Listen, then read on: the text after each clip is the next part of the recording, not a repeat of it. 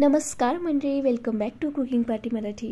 बघताय ना माझं कढीपत्त्याचं झाड किती छान बहरलेलं आहे। घरच्या घरी असा ताजा कढीपत्ता मिळाला तर विकत आणायची काय गरज। चला मग आजची रेसिपी अशी आहे जी प्रत्येक ताटाची शान वाढवते, अर्थात आपली आंबट अशी चविष्ट कढी। चला मग कढीची रेसिपी बघूया।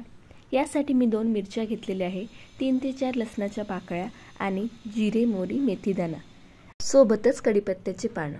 आपल्याला मिरची आणि लसण हे बारीक चिरून घ्यायचं आहे। मी कढीसाठी 2 वाटी आंबट दही घेतलेलं आहे। यामध्ये 1 मोठा चमचाभर बेसन घालून याला छान आपण एकजीव करून घेऊया आणि 1 ग्लास पाणी टाकून याला पातळ करून घेऊया। तुम्हाला कढी घट्ट आवडत असेल तर बेसन थोडं जास्त घेतलं तरी चालेल। फोडणीसाठी आता तेल घालूया। तेल तापलं की त्यामध्ये सगळ्यात आधी जिरं, मोहरी आणि मेथीदाणा घालूया।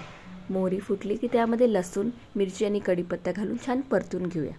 आता यामध्ये मी थोडंसं धनेपूड, थोडी हळद आणि चवीप्रमाणे मीठ घालून छान फोडणी तयार करून घेतली आहे। यामध्ये आपलं दया आणि पाण्याचं मिश्रण घालूया। आता यामध्ये परत मी 1 ग्लास पाणी घालून छान याला पातळ करून घेतलं आहे। आमच्याकडे कढी जरा पातळ आवडते म्हणून मी पाण्याचं प्रमाण जास्ती ठेवलं। छान एक उकळी फुटली की गॅस बंद करा। झाली आपली कढी तयार। आमची रेसिपी आवडली असल्यास चॅनलला सबस्क्राईब करा आणि कमेंट्स करून सांगा कशी वाटली।